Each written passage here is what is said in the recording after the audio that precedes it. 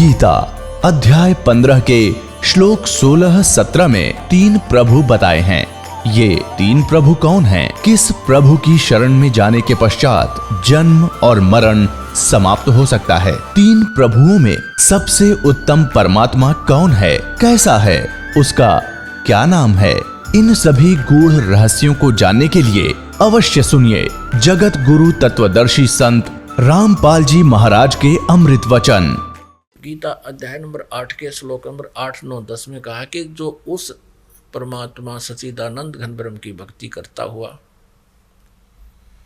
अंत समय में शरीर त्याग कर जाता है और अपने प्राण यानी जीव को, श्वास को बरकुटी के माध्यम में स्थिर कर लेता है, अपने आप हो जाता है। इस भक्ति से अपने आप होगा सब क्रियाएं। जैसे इंजन स्टार्ट कर दिया और गाड़ी ओके है तो अपने आप गियर लागते हैं, गियर चलेंगे, ब्रेक सारे काम ऑटोमेटिक करेंगे तो उनको जब हैंडल किया जाएगा। तो इसी प्रकार इस परमात्मा की सतभक्ति से ये शरीर रूपी गाड़ी स्टार्ट हो जाती है, अंदर की सब क्रियाएं प्रारंभ हो जाती हैं। और कहते हैं फिर इस भक्ति के बल से, योग बल से, भक्ति योग माने साधना, इस तीनों जाप के मंत्र की भक्ति की शक्ति से ये त्रिकुटी पर चला जाता है। ये जीव त्रिकुटी पर जब मृत्यु के समय जब शरीर छूटेगा उसके बाद की बात, अंत समय में फिर वहां जा करके इन तीनों मंत्रों का वहां हिसाब होगा, जिसके विषय में गीता जी अध्याय नंबर 18 के श्लोक नंबर 66 में कहा है इस गीता ज्ञानदाता ने कि सर्वधर्मान परित्यज माम एकम शरणम व्रज अहम तवा सर्व पापे भयमोक्षामि मा शुच। अपनात्मा इन अनाड़ियों ने, अज्ञानियों ने, तत्व ज्ञानहीन व्यक्तियों ने, जिनको केवल संस्कृत तो आती थी, तत्व ज्ञान से परिचित नहीं थे, उन्होंने यहाँ भी अनरस कर दिए। 18वें अध्याय के 66वें श्लोक में व्रज का अर्थ कर दिया, मेरी शरण में आ जा। व्रज माने जाना होता है, आना नहीं होता। सर्वधर्मान परित्यज माम, ये गीता ज्ञानदाता कह रहा है, ये ब्रह्म कह रहा है, ये सर्वब्रह्म कह रहा है जिसका ओम नाम है। ये कहता है कि मेरे सतर की जितने भी आध्यात्मिक यानी धार्मिक पूजाएं हैं, सर्वधर्मान परित्यज माम, मेरे सतर की सब पूजाएं, परित्यज माने छोड़ दे, माम माने मुझ में, मेरे में मेरे सतर की जितनी पूजाएं हैं वो सब त्याग दे। एकम शरणम व्रज, एकम अद्वितीय परमात्मा जिसके बराबर दूसरा ना हो, सर्वशक्तिमान उस परम अक्षर ब्रह्म की शरण में व्रज माने जा। अहम तवा सर्व पापे भय मोक्षामि मा शुच, अहम तवा सर्व पापे भय मोक्षामि मा शुच, कि फिर मैं तुझे सब पापों से छुड़वा दूंगा, तू चिंता मत करे। पुण्यात्माओं,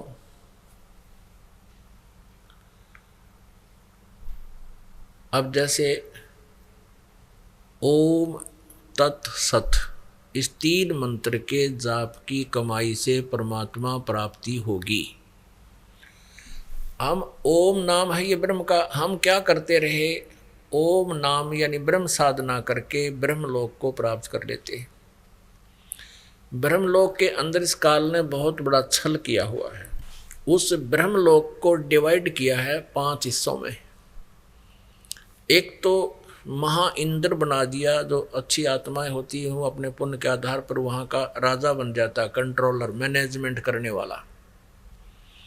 और भी अच्छी पुण्य आत्माएं हैं तो उनके लिए उस रेस्टोरेंट को विभाजित कर रखा है, उस स्वर्ग को, स्वर्ग कहो चाहे रेस्टोरेंट कहो, जहाँ प्राणी अपने पुण्यों का, अपनी पूंजी का ही नाश करता है और वहाँ की सुविधाएं प्राप्त कर लेता है। इस काल ने उसको डिवाइड किया हुआ है। महा इंद्र का लोक, उसके ऊपर फिर 4 नकली लोक बना रखे हैं। सतलोक नकली, डुप्लीकेट, ऊपर के लोकों की नकल करवा रखी है दुर्गा से। अपनी शक्ति से इसने बनवा रखे। नकली सतलोक, नकली अलखलोक, नकली अगमलोक और नकली अकहलोक बनवा रखे। तो जो पुण्यकर्मी प्राणी हैं, जो जिन्होंने ओम नाम का जाप अत्यधिक किया हुआ है, वो ब्रह्मलोक में चले जाते हैं और उस रेस्टोरेंट में अपनी पूंजी खत्म करके वापस जन्म मृत्यु में आ जाते हैं। तो हम ऐसे अपना नाश करते रहे भक्ति का, पुण्यों को स्वर्ग में, महास्वर्ग में नष्ट कर देते और पाप जो होते थे उनको नरक में भोगते या 84 लाख योनियों में भोगा करते थे। अब परमात्मा के मंत्र से, इस 2 मंत्र के जापते सतनाम से और साथ में सार नाम के प्रभाव से हमारे सभी पाप नष्ट हो जाते हैं। हमारे केवल पुण्य शेष रह जाते हैं, भक्ति शेष रह जाती है। तो हम क्या करते रहे, ओम नाम का जाप तो स्वर्ग में नष्ट कर दिया, बाकी पाप नरक में 84 लाख योनियों की, कुत्ते गधे सूरों की शरीरों को भोगते रहे, हम कष्ट उठाते रहे उन पापों के कारण। यहाँ 18वें अध्याय के 66वें श्लोक में गीता ज्ञान दाता स्पष्ट कर रहा है कि मेरे सतर की ओम नाम की जो साधना पूजाएं हैं, धार्मिक अनुष्ठान पूजाएं हैं, जो धर्म धार्मिक क्रियाएं हैं, या ये यज्ञ आदि है, 5 यज्ञ है, मेरे सतर की हैं ये, इनको मुझ में छोड़ दे, इनका प्रतिफल मत ले मुझसे, क्योंकि हम स्वर्ग में नष्ट करते थे, महास्वर्ग में वेस्ट करते थे या संसारिक सुख मांगते थे। ये मुझ में दे दे, इसके बदले में मैं अपना टैक्स तेरा, क्योंकि हम काल के लोक में रह रहे हैं। ये कहता है तेरा ये जितना भी मेरा कर्जा है तेरा, इससे मुक्त कर दूंगा तुझे, और फिर तू उस सर्वशक्तिमान एकम शरणम व्रज माने जा। जैसे गीता जी अध्याय नंबर 18 के श्लोक नंबर 62 में भी इसी परम अक्षर ब्रह्म की शरण में जाने को कहा है, ना कि श्री कृष्ण जी ने अपनी शरण में आने को नहीं कहा। यदि ऐसा कोई बताता है तो स्वयं भी भ्रमित है और मानव समाज को भी वो गुमराह कर रहा है, दिग्भ्रष्ट कर रहा है। वो अज्ञानी व्यक्ति है, उसके उस अज्ञान को सुनकर जीव अपना जीवन नष्ट कर जाता है। तो यहाँ गीता जी अध्याय नंबर 18 के श्लोक नंबर 66 में कहा कि मेरी सब प्रकार की पूजाओं को मुझ में छोड़कर उस सर्वशक्तिमान शरण की शरण में जा, फिर मैं तुझे यहाँ कुत्ते गधे सूअर नहीं बनाऊंगा, अपनी कैद में नहीं रखूंगा, तुझे बरी कर दूंगा। सीधी सी बात है। अब हम क्या करेंगे, जैसे 8वें अध्याय के 8, 9, 10 में यही स्पष्ट किया है कि जो उस सच्चिदानंद घन ब्रह्म की साधना करता है, परम अक्षर ब्रह्म की पूजा करता है, उस 3 मंत्र के जापता है, अंत समय में वो भी भक्ति के योग बल से, भक्ति की शक्ति से, इस मंत्रों की कमाई से वो त्रिकुटी में पहुंच जाता है। त्रिकुटी में जाकर के वहाँ पूरा अकाउंट होता है, वहाँ इस काल का हेड ऑफिस है, वहाँ परमात्मा उनको पूर्ण गुरु के रूप में होते हैं और ओम नाम के जाप की कमाई इस काल के एक न्यायाधीश बना रखे है। स्वयं सामने नहीं आता, इसने एक चीफ जस्टिस बना रखा है जिसको धर्मराज बोलते हैं। उसके ऑफिस में जाके परमात्मा इस दास के रूप में अपनी उस सतभक्ति करने वाली आत्मा के साथ जाएगा और जैसे वकील होते हैं जो कोर्ट में जाकर के अपने क्लाइंट की सारी वो बताते हैं कि ये क्या चाहता है, ये क्या कहना चाहता है, ऐसे परमात्मा गुरु रूप में जाएंगे और कहेंगे ले तू अपने ओम नाम की कमाई रख और कैंसिल कर इसको बरी कर यहाँ से।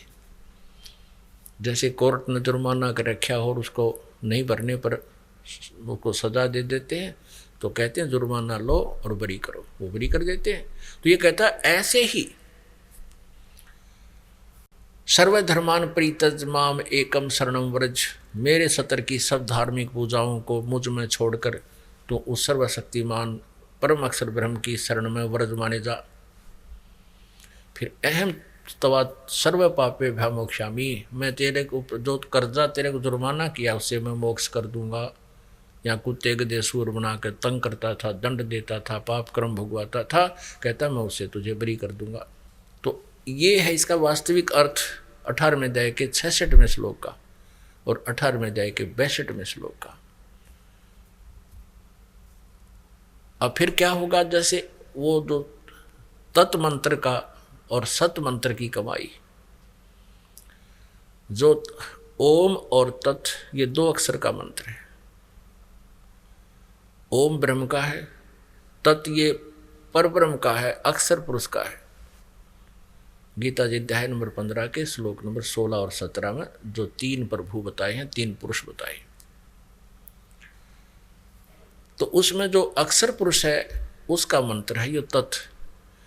इस तत् मंत्र की जो कमाई गुप्त होगी वो ओम तत्सत ओम तत्सत ये नहीं, और हरि ओम इसका ला दिया तो बिल्कुल गलत हो गया सारा ही काम। ओम तत्सत भी बोलना गलत है, ऐसा जाप नहीं है। इसकी विधि भी 3 प्रकार से है, त्रिविध समर्था है। तो उस तत् मंत्र की जो कमाई है वो हमने इस अक्षर पुरुष को देनी है, क्योंकि इसके 7 संख ब्रह्मांडों से हमने पार होके जाना है। यह सब ने अपनी अपनी जुरिडिक्शन बना रखी है, सीमा बना रखी है, और सब ने अपने टैक्स लगा के काम चलाते हैं। यहाँ सब का यही व्यवस्था है। यहाँ का राजा भी ऐसे ही जनता से टैक्स लेकर ही अपना गुजारा और व्यवस्था सेना वगैरह करता है, और उनके देश से आने जाने का भी कोई व्यवस्था करता है तो वहाँ का भी वो चार्ज लेते हैं। ऐसे ही इस अक्षर पुरुष के 7 संख ब्रह्मांडों से हम पार करके जाएंगे तो वो जो तत्व मंत्र की कमाई इसको दे देंगे। अब वो सत मंत्र रहा, वो जिसको सार नाम भी कहते हैं। इस सार नाम की कमाई से, सत मंत्र की कमाई से हम भंवर गुफा पार करके सतलोक में पहुंच जाएंगे, ब्रह्मा द्वार पार कर जाएंगे, ब्रह्म द्वार पर हम पहुंचेंगे और वहां परमात्मा सतपुरुष वो परम अक्षर ब्रह्म प्राप्त होगा, जहां जाने के बाद फिर लौटकर प्राणी कभी वापस नहीं आता, संसार में नहीं आता। अभी तक हमें केवल 10 द्वारों की ही जानकारी दी गई थी। 10वां द्वार अंतिम माना जाता था। ये वेद ज्ञान था, इन 4 वेदों का ज्ञान था। इन 4 वेदों में इनकम्प्लीट नॉलेज है, इनकम्प्लीट स्पिरिचुअल नॉलेज है, अधूरा आध्यात्मिक ज्ञान है। और इन 4 वेदों का ही कोड वर्डों में संक्षिप्त ज्ञान जो है श्रीमद् भगवत गीता में है। तो श्रीमद् भगवत गीता जी अध्याय नंबर 4 के श्लोक नंबर 34 में ऑप्शन छोड़ दिया है कि तू उस तत्व ज्ञान को तत्वदर्शी संतों से समझ और वो ही उस परमात्म तत्व की जानकारी देंगे। इससे भी सिद्ध है कि गीता ज्ञान इनकम्प्लीट है, लेकिन गलत नहीं कह सकते, अधूरा है। और ऐसे ही 4 वेदों का सारांश ये है ही। यजुर्वेद अध्याय नंबर 40 के श्लोक नंबर 10 से लेकर 13 में ये वेद ज्ञान दाता वही है जो गीता ज्ञान दे रहा है, ये ब्रह्म है। ये 40वें अध्याय के 15वें श्लोक में कहता है कि वायु अनिलम अमृतम अथिदम भस्मांतम शरीरम ओम कर्तु समर कल्वे समर और कर्तुम समर। और यजुर्वेद 40वें अध्याय के 70वां श्लोक अंतिम श्लोक है यजुर्वेद का, और अंतिम अध्याय है 40वां। उसके लास्ट में निर्णय कर दिया है कि वो परम अक्षर ब्रह्म, वो जो उत्तम पुरुष, वो परमेश्वर तो गुप्त है, वो पूर्ण परमात्मा तो गुप्त है, परोक्ष है, और मैं ब्रह्म हूँ, मेरा ओम नाम है, और मैं ब्रह्म लोक में रहता हूँ, व्यापक हूँ। अहम खम ब्रह्म, ओम, ओम मेरा अक्षर है, मेरा मंत्र है, और मैं ब्रह्म उस ब्रह्मलोक रूपी दिव्य आकाश में रहता हूँ। श्री देवी भागवत में 7वें स्कंद में गीता प्रेस गोरखपुर से प्रकाशित 562-63 पृष्ठ पे स्वयं दुर्गा जी कहते हैं, हिमालय जी को ब्रह्म के बारे में जानकारी देते हुए कहते हैं उसका ओम नाम है, और उस ओम नाम के जाप से तो ब्रह्मलोक प्राप्त होगा, अन्य कोई पूजा मत कर, सब साधनाएं छोड़ दे, अपने सतर की देवी जी कहती है मेरी पूजा भी त्याग कर, केवल उस ओम का जाप करे, फिर तो ब्रह्म को प्राप्त होगा और वो ब्रह्म लोक रूपी दिव्य आकाश में रहता है। वह ब्रह्म लोक रूपी दिव्य आकाश में स्थित है। ऐसे ही यजुर्वेद अध्याय नंबर 40 के श्लोक नंबर 17 में कहा है मैं तो ब्रह्म हूं, अहम ब्रह्म खम ओम, मेरा ओम नाम है और मैं उस ब्रह्मलोक रूपी दिव्य आकाश में सचित हूं, अंतरिक्ष में, और वो परमात्मा तो पूर्ण परमात्मा तो परोक्ष है, गुप्त है, ये नहीं जानता उसके विषय में।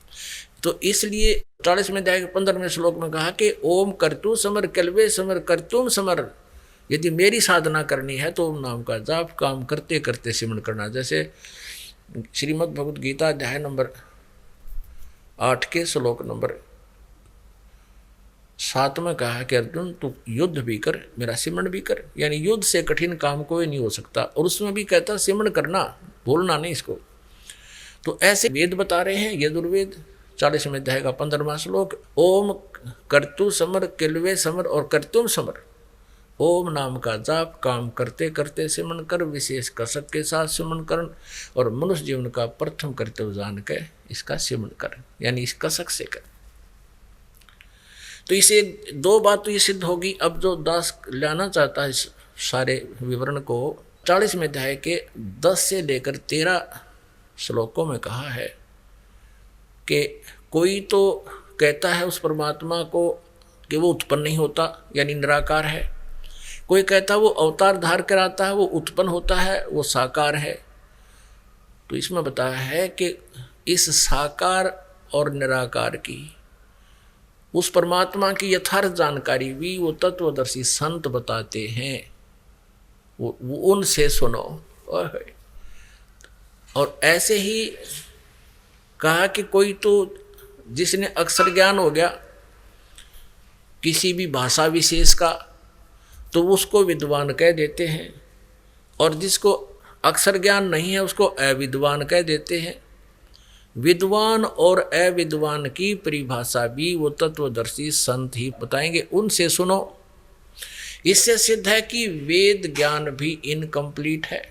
तो वेद ज्ञान भी इनकम्प्लीट है, कंप्लीट नॉलेज नहीं है, स्पिरिचुअल नॉलेज नहीं है, यानी पूर्ण अध्यात्म ज्ञान नहीं है। और वही ज्ञान चारों वेदों का श्रीमद् भगवत गीता में है। तो ये भी इनकम्प्लीट नॉलेज है, स्पिरिचुअल नॉलेज है, ये कंप्लीट नॉलेज नहीं है, अखिलम नहीं है, अखिलम अध्यात्म नहीं है ये। तो इसलिए इन चारों वेदों में केवल ब्रह्म तक का ज्ञान रहा है, और उसके बाद तत् और सत जो मंत्र हैं इनकी जानकारी सूक्ष्म वेद में है, जो परमात्मा सच्चिदानंद घन ब्रह्म कबीर देव जी की कबीर वाणी में वर्णित है, जो इस दास के समझ में आई है। क्योंकि उस ज्ञान को समझना, पहले तो ये 4 वेद ही समझ में नहीं आए, इनका आज तक ये अक्षर के संस्कृत के ज्ञाताओं को नहीं समझ में आया। तो यहाँ जो प्रसंग चल रहा है, तो उसी प्रकार फिर ये सूक्ष्म वेद जो है कबीर वाणी, ये कबीर पंथियों के समझ में नहीं आई आज तक। इस दास के ऊपर कृपा की परमेश्वर ने, और इसको उन्होंने कृपा करके इस दास को समझाया। नहीं तो उस परमात्मा के जब 4 वेद ना समझ मारे जिसके, तो ये सच्चिदानंद घन ब्रह्म की वाणी किसके समझ में आवेगी। तो अब इस परमात्मा के जो सूक्ष्म वेद के अंदर चारों वेदों का, 18 पुराणों का, इन उपनिषदों का और श्रीमद् भगवद गीता का भी ज्ञान है, और इससे अलग भी ज्ञान है। ये कंप्लीट स्पिरिचुअल नॉलेज है, ये पूर्ण अध्यात्म ज्ञान है। अब पुण्यात्माओं, अब जो आज का जो सत्संग प्रारंभ हुआ था जिस विषय पर कि ये पुण्यात्माएं जो मानव शरीर प्राप्त करके परमात्मा की खोज में लगे हैं, वे विशेष पुण्यकर्मी प्राणी हैं। वैसे तो जिनको मानव शरीर प्राप्त होता है वे पुण्यात्मा हैं, उनसे भी जैसे कहते हैं ना,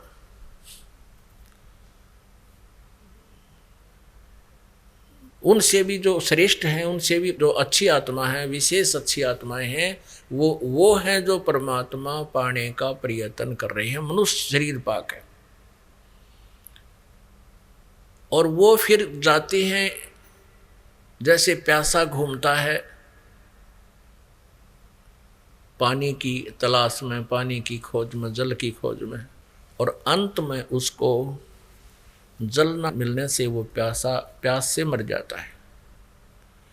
ऐसे ही जो प्रभु के प्यासे प्राणी जल स्रोत जानकर, क्योंकि परमात्मा आता है वो संत रूप में आता है, ये पहले से भी आप जी सुनते आए हो। कहते हैं ना जाने किस भेख में भगवान मिल जावे, किस भेष में। मनुष्य शरीर में परमात्मा है, और यहाँ भी वो एज इट इज अपने तेज पुंज के शरीर को हल्का करके, सरल करके एक यहाँ पर आता है, लीला करता है, अध्यात्म ज्ञान, तत्व ज्ञान को बोलता है, समझाता है। तो ये सभी को ये मालूम है आत्मा को कि वो परमात्मा संत रूप में आता है, और जब वो संत रूप में आता है तो वो भगवान उसकी शरण में आने से, उस संत की शरण में आने से उसको विशेष लाभ होता है। और वो परमात्मा यानी पूर्ण ब्रह्म, अब पूर्ण ब्रह्म ऑब्लिक पूर्ण संत, सतगुरु। अब परमात्मा हमने मानना छोड़ दिया कि भगवान नहीं होता, वो तो परम संत होता है जो प्रभु जैसे गुण रखता है। वो कैसे हमने ये अज्ञान ग्रहण किया? इन अज्ञानियों की अज्ञान सिद्धांत के आधार से। जैसे 11 उपनिषद हैं, इन 11 के 11 उपनिषद में सबके मत भिन्न भिन्न है, अनुभव अलग है, उनके ज्ञान, उनके जाप करने के मंत्र अलग हैं। तो सभी ने ये कहा कि परमात्मा तो निराकार है, और संत जो परम संत होते हैं वो अपनी साधना से उसकी शक्ति ग्रहण कर लेते हैं और फिर वो लाभ देते हैं। ये इन अज्ञानियों की सोच है। परमात्मा वाला लाभ परमात्मा ही दे सकता है। परमात्मा की भक्ति करके कोई भिखारी थोड़ी सी कोई भीख मांग भी लेता है तो कितनों को सुख दे सकता उस भीख से, जो परमात्मा दे सकता है। तो परमेश्वर स्वयं आते हैं, एक सिंपल मैन की तरह रहते हैं। ये भी स्पष्ट करते हैं ऋग्वेद मंडल नंबर 1 और सूक्त नंबर 31 मंत्र 17 में स्पष्ट किया है कि वो मनुष्यवत अग्नि, वो परमात्मा, हे परमेश्वर आप मनुष्य की तरह आते हो, आपकी लीला में ऐसा लिखा है। आप प्रत्येक युग में पहले भी आए हो और फिर उसी रूप में आइए और हमें दर्शन दीजिए और हमारा अज्ञान हटाइए। हे मनुष्यवत, हे मनुष्य जैसे भगवान है। तो यहाँ क्या बताया है कि ये प्यासी आत्मा कोई मंदिर में जाते हैं, कोई मस्जिद में जाते हैं दुख निवारण या परमात्मा पाने के लिए, धनी बनने के लिए, कोई गुरुद्वारों में जाते हैं, कोई चर्चों में जाते हैं। इसके अतिरिक्त कोई न कोई अनुष्ठान यज्ञ आदि भी करते रहते हैं। इसके अतिरिक्त कोई पर्वत पर जाते हैं, किसी गुफा में पता लगता है कि वहाँ कोई साधु संत रहते हैं, वहाँ जाते हैं।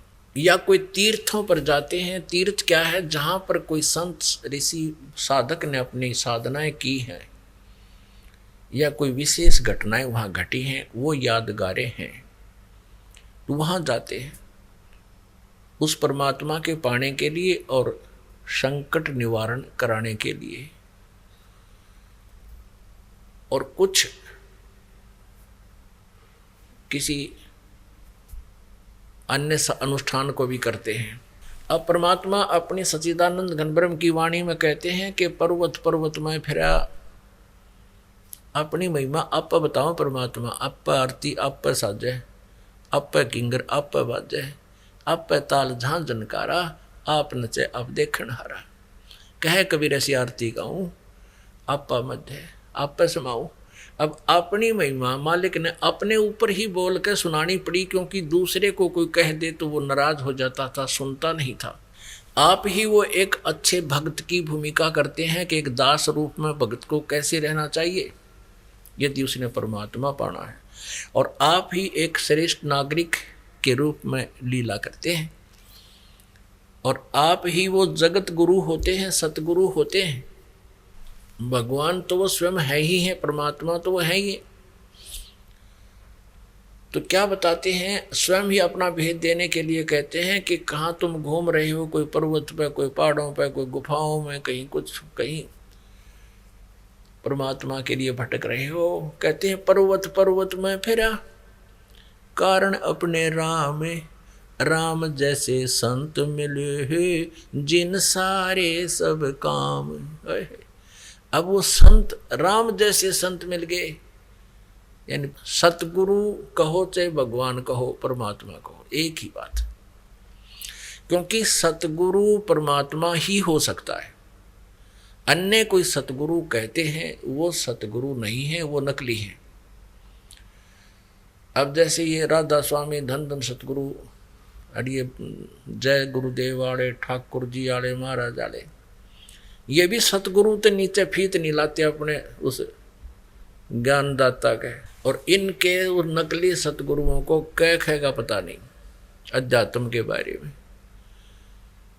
अब वो सतगुरु नकली है, सतगुरु स्वयं परमात्मा होता है। इस थ्योरी को भी वो मानते हैं। वो कहते हैं जो गुरुजी आए हैं ये सतगुरु हैं, यही भगवान है, और फिर ये ऊपर जाकर भगवान में ही मिल जाते हैं। ऊपर सतलोक में परमात्मा निराकार है। और इनकी एक पुस्तक है सारवचन राधा स्वामी वार्तिक नसर, उसके दूसरे वचन में कहते हैं, ये श्री शिवदयाल जी, इनके सतगुरु का ज्ञान है ये, कि सतनाम और राधा स्वामी एक मुकाम है, एक स्थान है। राधा स्वामी अलग स्थान है, सतनाम एक न्यारा स्थान है। और ऐसे तीसरे वचन में भी यही कहते हैं कि सतनाम अलग स्थान है, राधा स्वामी अलग स्थान है। फिर चौथे वचन में कहते हैं इस सारवचन राधा स्वामी वार्तिक में कि राधा स्वामी सबसे ऊंचा स्थान है, मुकाम है, और यही परम पुरुष का नाम है, पूर्ण धनी का। ये राधा स्वामी यो स्थान भी है, इसका नाम भी है। चलो, इस राधा स्वामी स्थान से दो स्थान नीचे सतनाम का स्थान है। इनकी अकल पर पर्दा पड़ रहा। ये सतनाम को स्थान बतावें, मुकाम बतावें, और फिर सतनाम का स्थान बतावें, स्थान का स्थान है। और फिर उस सतनाम को आगे डिफाइन किया है, इसी को सतनाम को, इसी को सतपुरुष भी इसी को कहते हैं, सतलोक भी सतनाम को कहते हैं, और सारनाम भी सतनाम को कहते हैं, सतपुरुष भी सतनाम को कहते हैं, सतलोक भी सतनाम को, और सार शब्द भी सतनाम को ही कहते हैं। ये हमारा शर कहते हैं ये। और ये है वह सतगुरु को आवे, इन कह का बिना पता। जिसने जीवन में कभी कार देखी ना, पेट्रोल ना, सड़क देखा ना, ड्राइवर की जानकारी, और वो नकली आदमी की तो जंगल में 200 किलोमीटर दूर शहर तय बकवाद करता हो, सुनाया कि मैं गाड़ी में घूमता हूँ। कोई पूछा भी कार कैसी होती है, पेट्रोल कैसा होता है उस अज्ञानी से, और वो उनमें अपनी टोर बनाए बैठा हो, महिमा बना रहा है। वो कैसी उपमा कर सकता है जिसने कभी कार देखी ना, पेट्रोल देखा ना, ड्राइवर केवल सुन लिया कहीं किसी से। वो क्या कहता है कि पेट्रोल भी कार को कहते हैं, सड़क भी कार को कहते हैं, शहर भी कार को ही कहते हैं, और ड्राइवर भी कार को ही कहते हैं। तो ऐसी व्याख्या है इन राधा स्वामी धन धन सतगुरु सच्चा सौदा सिरसा वाले और राधा स्वामी व्यास और आगरा वाले और दिल्ली वाले और इस जय गुरुदेव वालों के परम धनी का, यानी शिवदयाल जी से निकले सारे पंथ, उसी के ज्ञान को आगे गाटा जोड़ रहे हैं ये, उसी का मुनादी ढंडोरा पीटते हैं कि वो परम धनी के वचन हैं। और ये है उस परम धनी के वचन जिसने कह खेगा बिना पता। कहते हैं सतनाम को, इसी को सतलोक कहते हैं, इसी को सतपुरुष कहते हैं, इसी को सारनाम, इसी को सतनाम, इसी को सार शब्द, और इसी को कहते सारा तरह गजब भैया। तो वो सतगुरु वो भी कहलाते हैं, लेकिन वो सतगुरु नहीं है। और ये इन्होंने परमात्मा कबीर जी की वाणी को पढ़ लिया, समझ में इनका आया को नहीं, काल प्रेरणा से इन्होंने न्यारा चमटा गाड़ लिया, अलग से व्यवस्था बना दी। राधा स्वामी पंथ ये काल का चला दिया पूर्ण रूप से। इसी की ब्रांच है धन धन सतगुरु सच्चा सौदा सिरसा में और जगमालवाड़ी में, और ये 600 मस्ताना गंगुआ में। ये एक कुएं का पानी है इनका सारा। और ठाकुर जी महाराज दिल्ली वाले, ये कृपाल जी वाला मिशन, जय गुरुदेव वाला मिशन, आगरा वाले, राधा स्वामी वाले, ये सारे ही भ्रमित हैं और श्री शिवदयाल जी के ये अनुयायी हैं। और श्री शिवदयाल जी के ये वचन हैं, सतनाम को भी ऐसे डिफाइन करता है, तो समझ लीजिए किसे सतगुरु थे। ये आपके लिए समझदार को कहते हैं संकेत ही बहुत होता है। तो यहाँ परमात्मा सतगुरु ही होता है। तो परमेश्वर कबीर जी आए थे, अब गरीबदास साहिब जी को मिले थे, उनकी लीला है परमात्मा कैसे मिलते हैं। आदरणीय गरीबदास साहिब जी छुड़ानी वाले को मिले थे, गांव छुड़ानी जिला जज्जर हरियाणा में आदरणीय गरीबदास साहिब जी हुए। उनको परम अक्षर ब्रह्म पूर्ण ब्रह्म सतपुरुष कबीर जी आकर मिले थे, सतगुरु रूप में, जिंदा महात्मा के रूप में। उन्होंने कहा था कि सतगुरु पुरुष कबीर हैं ये चारों युग परवान, ये झूठे गुरुआ मर गए भाई हो गए भूत मसान। सतगुरु पुरुष कबीर हैं, वो कबीर परमेश्वर हैं। सतगुरु पुरुष, सतगुरु माने सच्चे ज्ञान से परिचित, पुरुष माने परमेश्वर, और कबीर जी हैं ये चारों युग प्रमाण। इनके चारों युगों में इनका प्रमाण है कि ये सतगुरु हैं, ये स्वयं ये परमात्मा होते हैं। सतगुरु पुरुष, पुरुष माने प्रभु, ये सतगुरु परमेश्वर कबीर जी ही हैं, चारों युगों में प्रमाण है इनका। और ये झूठे गुरुआ मर गए, ये शिवदयाल जी जैसे राधा स्वामी के प्रवर्तक, ये हो गए भूत मसान, ये शमशान घाट के भूत बन गए। और ये प्रमाण है इनके जीवन चरित्र में। श्री शिवदयाल जी महाराज इस परम धनी बोल रहे हैं, इसने इसके इन्हीं के जीवन चरित्र में लिखा है 72 पृष्ठ पर 78वां वचन है इनका कि बुक्की के शरीर में प्रवेश करके ये शिवदयाल जी भूत बनकर बुक्की के शरीर में प्रवेश करके हुक्का पीवे और रोटी खावे, वो पहले की तरह। और उस जीवन चरित्र का लेखक प्रताप सिंह जी, जो शिवदयाल जी के छोटे भाई थे, वो उसका लेखक, और वो कहता है कि मैंने भी बुक्की के जरिए से कई बार अरदास करके शिवदयाल जी से कई बार प्रश्न पूछे थे, वो भूत बोला उसके अंदर। ऐसे राय साहब जी ने भी कई बार उससे जो ना रजा प्राप्त करी थी उसकी।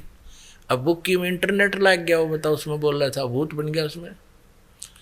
तो ऐसे ये है वो नकली गुरु, जहाँ पर ये प्यासी आत्मा पुण्यात्मा चली गई, उनको पूर्ण गुरु मान के, और उन्होंने अपना जीवन भी नष्ट किया और साथ में करोड़ों श्रद्धालुओं को भी काल के जाल में डाल दिया।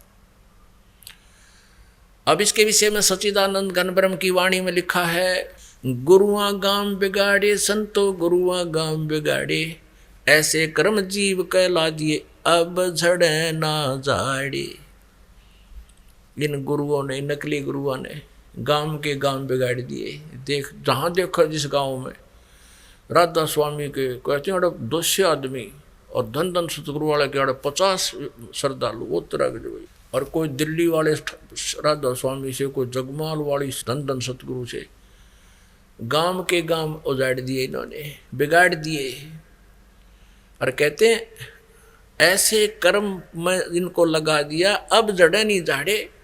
अब ये समझाए तो भी ना मानती बोली आत्मा, उनको परम धनी मान रहे। और स्वयं ज्ञान हमने था नहीं, अब हमें स्वयं ज्ञान ग्रहण करना होगा, फिर तुलना करनी होगी इस जीवन को सफल बनाने के लिए। नहीं तो फिर क्यों ड्रामा कर रहे हो भक्ति का, जीवन व्रत कर रहे हो। या तो समझो अच्छी तरह इस ज्ञान को, पैरेलल देखो दोनों तरफ से। ये दास क्या बता रहा, सदग्रंथ क्या बता रहे हैं, और आपके परम धनी क्या बता रहे हैं, सदग्रंथ क्या बता रहे हैं, इनसे तुलना करो। तो प्रसंग चल रहा है कि हम परमात्मा की खोज में भटक रहे हैं। क्यों ढूंढ रहे हैं भगवान को? परमात्मा के गुणों में लिखा है कि वो अपने साधक के संकट मोचन करता है। वो अंधे को आंख दे दे, निर्धन को धनवान बना देता है, और कर्म आने वाली प्रारब्ध की आपत्ति को, आपदाओं को, कर्म दंड को वो नाश कर सकता है। इसलिए हम भगवान की खोज में, तलाश में भटक रहे हैं। किसी पे कोई टेंशन है, टेंशन मुक्त होने के लिए, क्योंकि किसी कारण से टेंशन होता है, किसी कारण से उसको ये मानसिक परेशानी होती है। वो जाता है किसी संत के पास, वहाँ कोई आराम नहीं मिलता, फिर दूसरे के पास, फिर तीसरे के पास, फिर नहीं कुछ राहत मिलती, तो वो कैसे टेंशन रिमूव करता है, टेंशन लेस कैसे होता है कि वो फिर घुट्टी लाने लग जाता है, शराब पीने लग जाएगा। अब शराब पी के, दारू पी कर पड़ गया, उठते फिर टेंशन शुरू। वह को टेंशन मुक्त हो गया कौन सा? वो तो बेहोश हो गया, उसको पता नहीं रहा, उसकी सब क्रियाएं बंद होगी दिमाग की, वो फिर होश में आते, फिर वह टेंशन एज इट इज। ये काय का टेंशन मुक्त हुआ। अब शराब पीवेगा तो दूनी टेंशन क्यों? धन का नाश, घर में कड़ा, बच्चों पर बुरा असर, ये कई टेंशन और तैयार होगी।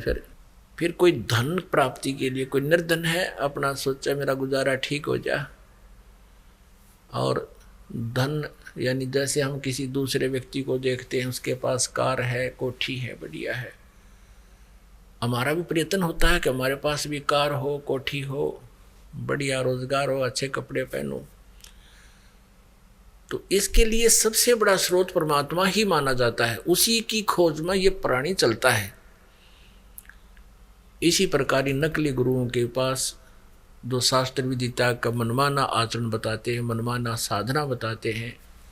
जैसे कोई 5 नाम देता है, ओंकार, रंकार, ज्योति, निरंजन, सोहम और सतनाम, ये 5 नाम काल के हैं। कोई हठ योग बताता है, 2.5 घंटे सुबह, 2.5 घंटे शाम, ये भी काल साधना है, व्यर्थ साधना है। और कोई कुछ मंत्र देता है, उनमें सिवाय ये भी मंत्र ठीक नहीं, ओम भगवते वासुदेव, ये भी मंत्र उपासना का नहीं है, शास्त्र अनुकूल नहीं है। हरे राम हरे कृष्ण, राधे श्याम राधे राधे श्याम राधे सीताराम, ये मंत्र भी शास्त्र विदिता के मनमाना आचरण है, क्योंकि ये पवित्र सदग्रंथों में प्रमाणित नहीं है, न श्री मद् भगवत गीता में और न ही पवित्र चारों वेदों में। अपने आत्माओं यहाँ पर थोड़ा डिफरेंस बताते हैं, थोड़ा ये भेद देते हैं कि फिर वो व्यक्ति धनी होने के लिए इन साधनाओं को करता है संतों से प्राप्त करके या किसी के कहने मात्र से, उससे भी उसको कोई राहत नहीं होता। तो फिर वो क्या करता है? वो रिश्वत लेने लगता है, वो चोरी करने लगता है, डाके मारता है, मिलावट करता है। उससे उसको धन प्राप्ति नहीं हो सकती, धन वृद्धि नहीं हो सकती, और उससे उसको राहत नहीं मिल सकती। क्योंकि मान लीजिए किसी ने धन इकट्ठा कर लिया, चोरी कर ली, मिलावट कर ली, उससे पैसा इकट्ठा कर लिया और उसके भाग्य में है नहीं वो, उसने तो बाई फोर वैसे कर लिया अपनी तगड़मबाजी तय, तो फिर क्या होगा कि या तो कोई बालक बीमार हो जाएगा, कोई घर का सदस्य इतना भयंकर बीमार होगा, उसको कोई ऐसा ला इलाज बीमारी हो जाएगी, असाध्य रोग हो जाएगा कि वो पैसा जो उसने कमाया था वो सारा का सारा उसके ट्रीटमेंट में या कोई व्यवसाय में एक ऐसा झटका लगेगा कि वो सब नाश हो जाएगा। एक व्यक्ति बताता था कि मैं भैंस लेकर आया, कहीं मुश्किल से तब कुछ जुगाड़ हुआ था पैसे का, यानी कुछ 2-4 हज़ार घर पर जोड़े, 5-4 हज़ार किसी रिश्तेदार से लोन लिया, 8-9 हज़ार की भैंस लाया। वह भैंस दे दी डुप्लीकेट, यानी वह 8-9 महीने की ब्याई हो चुकी थी। उसके नीचे ताज़ी ब्याई भैंस का एक काटू ला दिया, कटिया बच्चा, और वो तीसरे दिन नाट गई, दूध नहीं दिया, नए दूध हुआ थी को ना, वह गर्भवती नहीं थी। अब वह कहता 2,500 में तो वह बेचनी पड़ी, और बालक रोवे न्यारे क्यों 6 महीने साल भर में मुश्किल तो दूध हुआ था। फिर वो बता रहा था, इस ज्ञान से परिचित होने के बाद कहने लगा, जी एक दिन मैं जा रहा था किसी कामवश, वहाँ देखा कि एक 4 व्हीलर उलट रहा है, 2 भैंस मरी पड़ी है बहुत अच्छी, और वहाँ पर वही व्यक्ति खड़ा है जो जिसने मेरे से धोखा किया था, एक मेले से लाया था मैं। अब उसने एक भैंस की एक व्यक्ति के साथ धोखा करके वह 2,500 की भैंस 9,000 में बेचती, उसकी 2 भैंस एक के दुर्घटना मर गई। अब कहने का भाव यह है कि जो हम 2 नंबर का पैसा इकट्ठा करते हैं वो तो रह नहीं सकता, क्योंकि परमात्मा ने उसके भाग्य में नहीं लिख रखा। और उसको कमाने के लिए जो उसने पाप इकट्ठे किए किसी, अब जिस गरीब आदमी ने मुश्किल से भैंस प्राप्त की थी, लोन था उस पर, बच्चों की उमंग थी, दूध पीवाएंगे, लस्सी पीवेंगे, घी खाएंगे, और फिर वो दूध दिया नहीं उसने, वो बच्चे रोए और धनी रोए जिसने कोई इतना घाटा हो गया, गरीब व्यक्ति जिसका आगे कोई सोरस नहीं, तो वो बद्दुआएं जो पाप उसको हुए वो न्यों के न्यों रहेंगे, वो क्षीण नहीं हुए। धन चला गया जो उसने इकट्ठा किया था, हो कंड क्रुख, उसके भाग्य में नहीं था, तो वो पाप फिर हो गया, कुत्ता बनेगा, किसी का गधा बनेगा, किसी का बैल बनेगा, वो पाप तब भोगने पड़ेंगे, और वो पैसा रहा नहीं जो 2 नंबर से यानी दूसरे तरीके से इकट्ठा किया था। और परमात्मा क्या करेगा फिर, वो परम अक्षर ब्रह्म आपके पाप नाश करेगा, आपके भाग्य में नहीं है तो भी देगा यदि आपको आवश्यक होगा।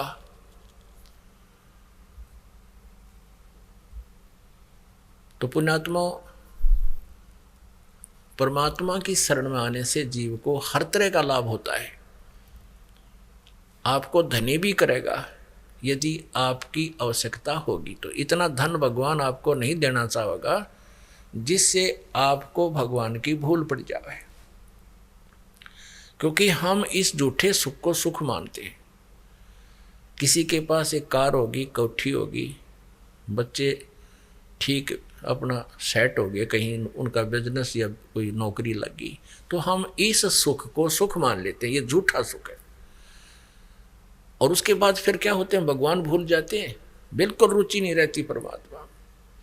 तो परमेश्वर वो परम अक्षर ब्रह्म कबीर देव जी अपनी महिमा आप ही बताते हैं। कबीर सुख के माथे सिला पड़ो, जो नाम हृदय से जावे, और बलिहारी उस दुख के जो पल पल नाम रटावे। परमात्मा कबीर देव जी कहते हैं कि तुम मेरे से ऐसे मांगना, ये अर्ज करना कि हे भगवान इसे सुख का आग लगे जो भगवान ते दूर करे, और ऐसा दुख भी दाता देते रहना जिसे तेरी याद बनी रहे। ये डिमांड करना, जब कुछ मांगना आवे तो भगवान ते तुमने यही मांगना। फिर दूसरा क्या मांगना, साईं इतना दीजियो जा मैं कुटुंब समावे, हम भी भूखे ना रहें अतिथि न भूखो जावे। कि हे परमात्मा इतना तो अवश्य दे दिए जिसमें इस दास का परिवार समावे। समाव माने रिक्वायरमेंट ऑफ द फैमिली, अपने दास के परिवार की जो आवश्यकताएं हैं केवल उतना ही दीजिए, और हम भी भूखे ना रहें और कोई अतिथि आ जावे, अतिथि ना भूखा जावे, इससे आगे कोई मांगता है तो वो अध्यात्म ज्ञान से परिचित नहीं है, वही व्यक्ति मांग सकता है। ये माया इसकी शत्रु है और परमात्मा अपने बच्चे को उसके शत्रु से दूर रखेगा। कहते हैं सर्व सोने की लंका थी वो रावण से रणधीरम, एक पलक में राज बिराजी जम के पड़े जंजीरम। अपनात्माओं, हमने परमात्मा से केवल इतनी ही डिमांड करनी चाहिए कि हे परमात्मा इतना देना कि हम भी भूखे ना रहें और हमारे द्वार पर कोई आ जावे अतिथि। अतिथि माने जो अचानक आ जाए, जिसके कोई आने का पूर्व निर्धारित समय ना हो, मेहमान, तो वो भी भूखा ना जावे। अब परमात्मा ने एक लीला करके दिखाई कि यदि तुम सच्चे भाव से मेरे पर आश्रित रहोगे और इस ज्ञान के आधार से तुम लगे रहोगे तो तुम्हारी मदद ऐसे होगी। वो लीला करके दिखाई थी। कबीर परमेश्वर जी इन नकली गुरुओं की और इन नकली मंडलेश्वरों की, नकली गुरु ब्राह्मणों की और नकली काजी और मुल्लाओं की, नकली माने जिनको अध्यात्म ज्ञान नहीं है, उनके अज्ञान का पर्दाफाश किया करते थे कि ये तुम्हें गुमराह कर रहे हैं, ये नाम जाप के नहीं है, ब्रह्मा विष्णु महेश ये अजरो अमर नहीं है, और ब्रह्म तक की साधना से भी तुम ब्रह्मलोक में जाओगे फिर वापस आओगे, तुम्हारा जन्म मृत्यु समाप्त नहीं होगा। और ऐसे मुल्ला और काजियों से कहा करते थे कि तुम साधना जो बता रहे हो अपने अनुयायियों को, ये हजरत मोहम्मद जी का आदेश नहीं है, उनकी दीक्षा शिक्षा नहीं है। नबी मोहम्मद नमस्कार है, राम रसूल कहाया, 1,80,000 को सौगंध जिन नहीं कर चलाया। अरस कुर्स पर अल्लाह तख्त है, खालिक बिन खाली, और वो पैगंबर पाक पुरुष थे साहिब के अब्दाली। जिन महापुरुषों की आड़ लेकर तुम कहते हो हजरत मोहम्मद जैसे, और उनके 1,80,000 अनुयायी जो थे वो तो पवित्र आत्माएं थी, उन्होंने कर्द नहीं चलाया। 1,80,000 को सौगंध कसम है उनकी कि उन्होंने कभी भी मांस नहीं खाया और ऐसे तुम्हारी तरह गले नहीं काटे बकरी गायों के, गऊओं के। वह पैगंबर पाक पुरुष थे साहिब के अब्दाली। जैसे अब्राहिम नाम के एक महापुरुष हुए हैं इसी ईसाई और मुसलमान धर्म के अंदर। उन्होंने किसी काम से अपने पुत्र की कुर्बानी देने की ठान ली और अपने इकलौते पुत्र को कुर्बान करने का आकाशवाणी हुई कि कुर्बानी दे तो अपने पुत्र की दे। उसको लेकर के पहाड़ पर चला गया, बच्चे को बताया नहीं कि मैं तुझे काटूंगा। बच्चे को काटने को तैयार हुआ तो भगवान का आकाशवाणी हुई कि खबरदार दे, इस बालक को हाथ लगाया, इसको मत मार बेटा। भगवान अल्लाह कोई मांस खाता है? तो उसने उसी से में बच्चे को हटा नहीं मारा। तो कहने का भाव ये है कि कुर्बानी ये लगे बकरियां की कुर्बानी देने, इस संकल्प करके उनका डुप्लीकेट काम शुरू कर दिया तुमने। तो कहने का भाव ये है कि परमात्मा ये कहा करते थे, उनको समझाया करते थे कि एक मुल्ला मस्जिद में कुक एक पुकारे बोका, इनमें कौन स्वर्ग को जागा, मुझे लाग रहा धोखा। परमात्मा कहा करते, एक तो मुल्ला आवाज़ लगा रहा है मस्जिद में, हे अल्लाह अकबर, हे पूर्ण परमात्मा, हे कबीर भगवान, हे कबीर अल्लाह, इस बकरे की रूह को स्वर्ग में स्थान देना, जिसको वो काट रहे हैं नीचे। तरह के भैया परमात्मा कबीर जी कहा करते थे कि अल्लाह तुम्हारे बाप का नौकर नहीं है, तुम्हारे कहने से उसको स्वर्ग में भेज देगा और तुम उसको मार के खाओ। यदि तुम्हारा ये प्रोसेस ठीक है, गाय या बकरे को तुम काट देते हो कलमा पढ़ के, कलमा माने एक मंत्र है, और कहते हो कि हमने इसको हलाल कर दिया, धीरे धीरे मारा, हिंदुओं की तरह बेरहम से नहीं मारा, झटके से नहीं मारा। अरे मृत्यु कर दी, ला तेरे गड़न में काटे, लाला कर देंगे, ला करवा कौन सा मुल्ला का जी करवा होगा, और वो एक कलमा बोल देंगे जो तुम बकरे और गाय की गर्दन काटते हो, देखेंगे तुम स्वर्ग में जाते हो तो फिर डरते क्यों हो, कटवाओ। परमात्मा कहते हैं जय या रूह, रूह माने आत्मा, जय या रूह तय भिस्त पठाई, तो कर तदबीर कबीला बाई। यदि तू इस प्रोसेस को फाइनल और सत्य मानता है तो अपने परिवार ने तू ऐसे बिस्मल करके दिखा दे, कर तदबीर कर इसकी, जब मान जाएंगे तेरा ये क्रिया ठीक है। इन बातों से दुखी होकर के परमात्मा के साथ बहुत बदसलूक किया हिंदू और मुसलमान के गुरु पीरों ने। उन्होंने सब हथियार अपना लिए, बदनाम उनको करने की चेष्टा की, जान से मारने की चेष्टाएं की, उनके सामने ऐसी कंडीशनें रख दी, वो भी परमात्मा ने पूरी कर दी, फिर भी ना माने। तो पुण्यात्माओं, आखिर में उन्होंने क्या सोचा, मिलकर हिंदू और मुसलमानों के नकली गुरु पीरों ने परमात्मा कबीर जी के बारे में झूठी चिट्ठी लिख दी पूरे भारतवर्ष में। इन साधु संतों के डेरा में कबीर नाम का दुल्हा काशी में, और एक भंडारा करेगा, सभी को बुलाया है और 3 दिन का भंडारा होगा। और प्रत्येक भोजन के उपरांत यानी सुबह और शाम खाना खाने के बाद एक दोहर देगा। दोहर होती थी बहुत बढ़िया कंबल खेस होया करते, दौर यानी इसकी हाथ से बुने हुए होते थे कपड़े पहले खद्दर के, और वो बहुत अच्छी होती थी, बहुत कीमती होती थी।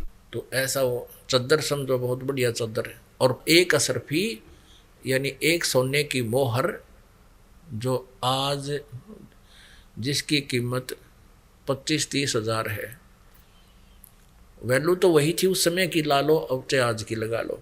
और आज उस दोहर की कीमत कम से कम भी 5,000 रुपये होगी जो उस समय होती थी।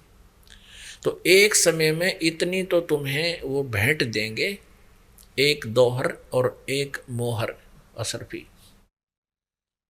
इस लालच में सारे मंडलेश्वर अपने सभी शिष्यों को सबको लेकर पहुंच गए, 18 लाख व्यक्ति।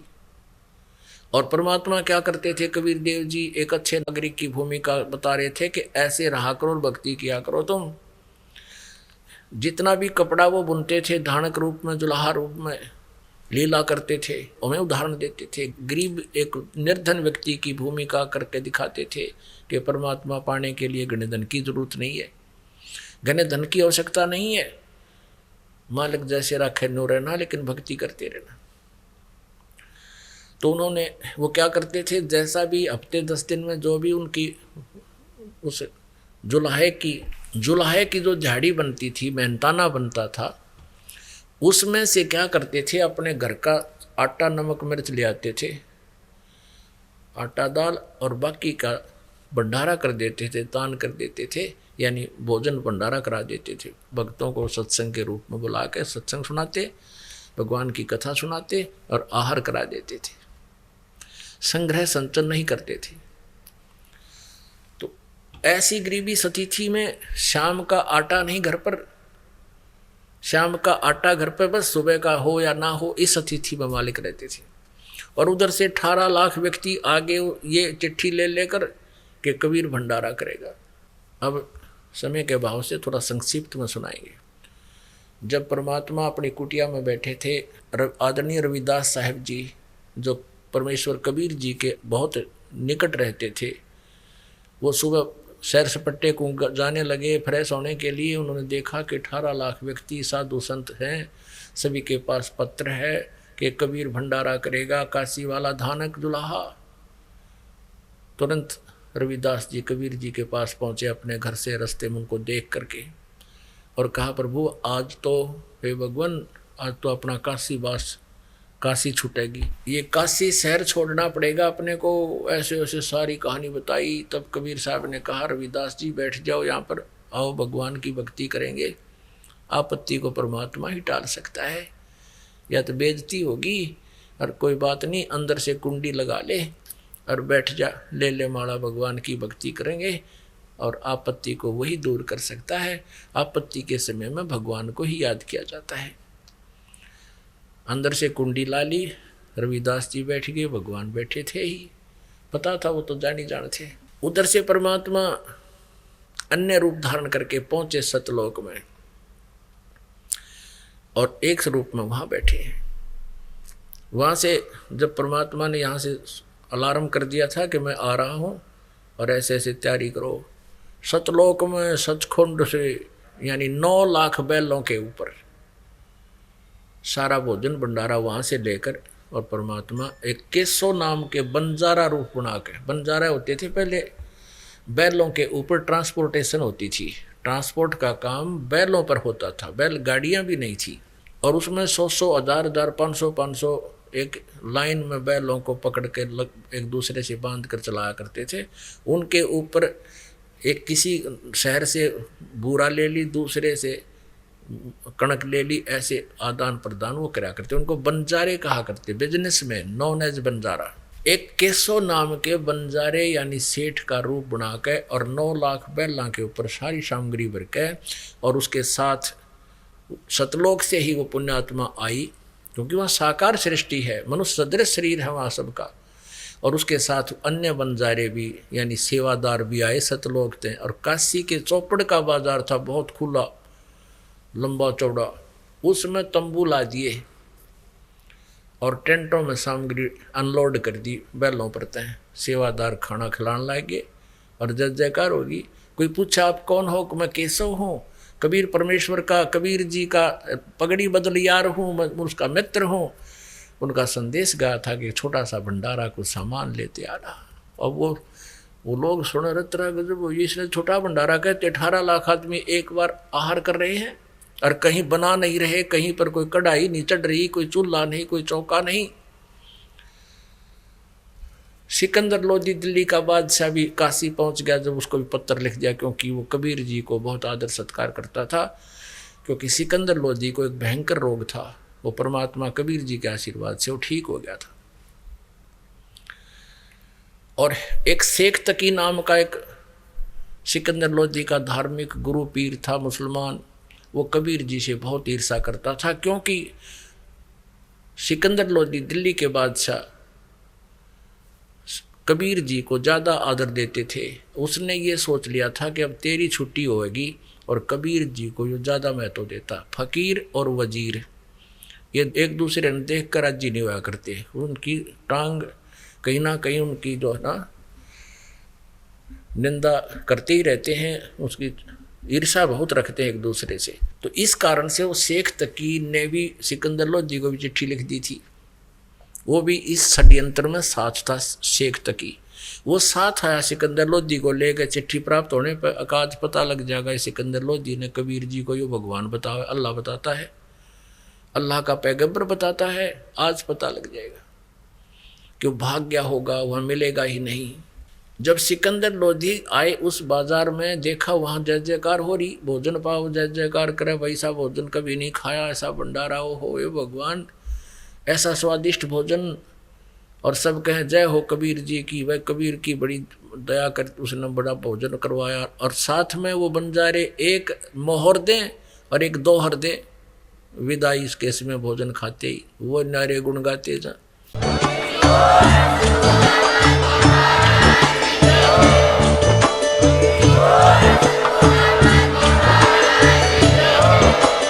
आप सुन रहे थे जगत गुरु तत्वदर्शी संत रामपाल जी महाराज जी के मंगल प्रवचन। अधिक जानकारी के लिए विजिट कीजिए हमारी वेबसाइट www.jagatgururampalji.org। संत रामपाल जी महाराज जी के शुभ आशीर्वाद से पूरे विश्व भर में 500 से भी ज्यादा नाम दीक्षा केंद्र हैं, जिन पर संत रामपाल जी महाराज जी द्वारा ऑनलाइन निःशुल्क नाम दीक्षा दी जा रही है। अपने नजदीकी नाम दीक्षा केंद्र का पता करने के लिए संपर्क करें 8222880541।